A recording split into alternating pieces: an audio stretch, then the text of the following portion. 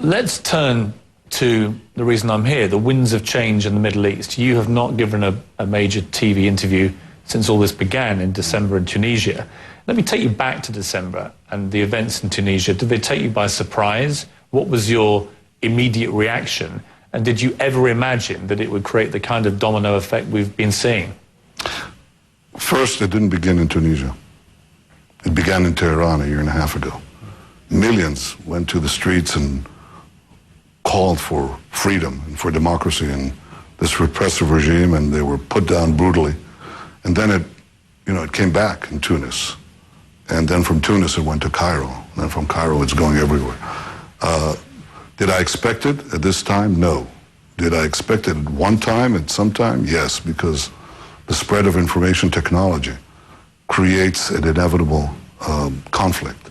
That is, in many ways, the 20th century passed by a lot of the Arab world and the Muslim world. And in comes the information technology of the 21st century and is telling all these people what they missed out on.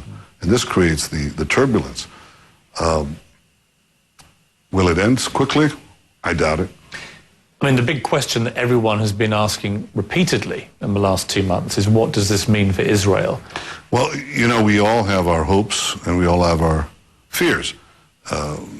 You're looking at this and, two places cheered what was happening in Cairo. One was Washington and its allies, and the other was Tehran and its allies.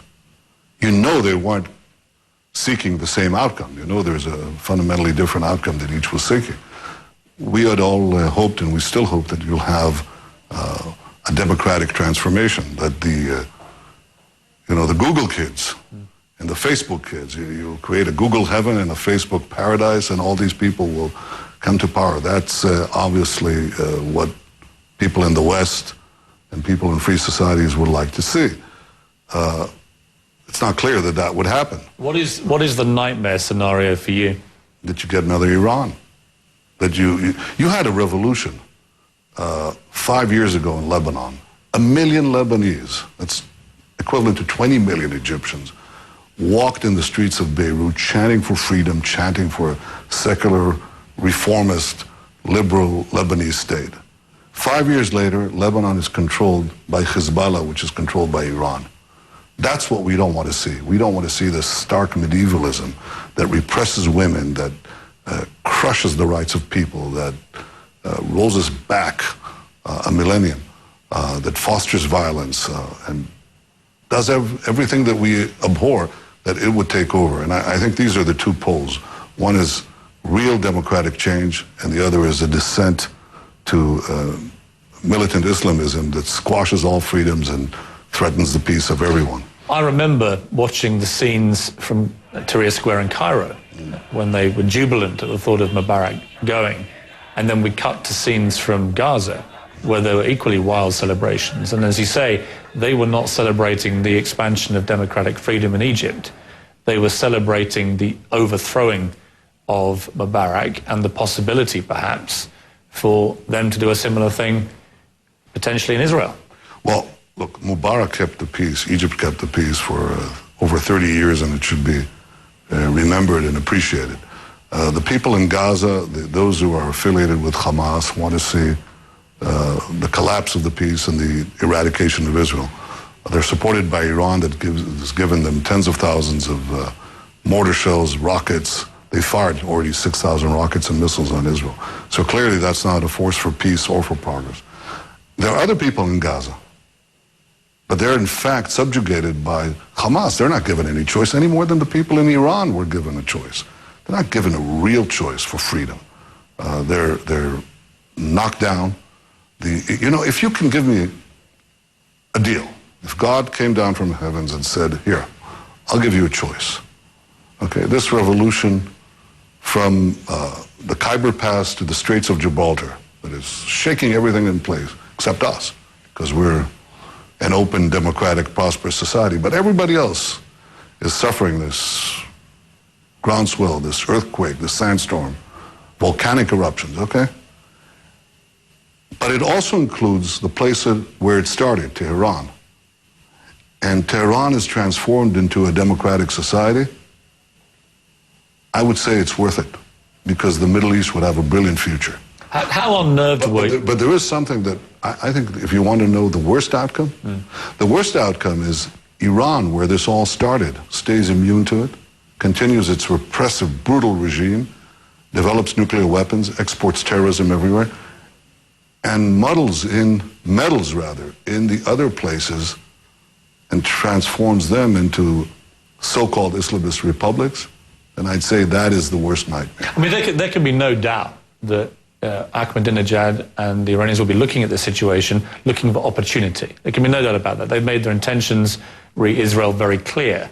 You must have been pretty disconcerted by losing Hosni Mubarak. I mean, to other people, he may be a dictator. To Israel, he's been a pretty good friend, hasn't he? Egypt, under Sadat and then under Mubarak, kept the peace, and I think that's something extraordinarily valuable. And I think the first order of the day is to make sure that any future government in Egypt maintains the peace. The fact that we had these 30 years with Egypt, 20 years with Jordan of a real peace is something that I can appreciate. Because, were you sad to see him go? Well, I was concerned that we might have the opposite of what people want and what we all want. We want to see a democratic reform in Egypt. I called him once. He didn't return my call. I think he was otherwise engaged. But I can appreciate the fact that Egypt was at peace, and I think our main concern is to make sure that it continues in peace. If it gets to an open, reformist, democratic society, we'll be the first to cheer, because a genuine democracy is a friend of peace. A genuine democracy with all the institutions and the checks and balances of democracy and a free press. How fearful are you? That's peace. How fearful are you about the Muslim Brotherhood?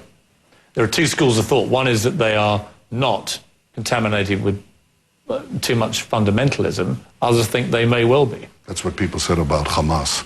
That's what people said about Hezbollah.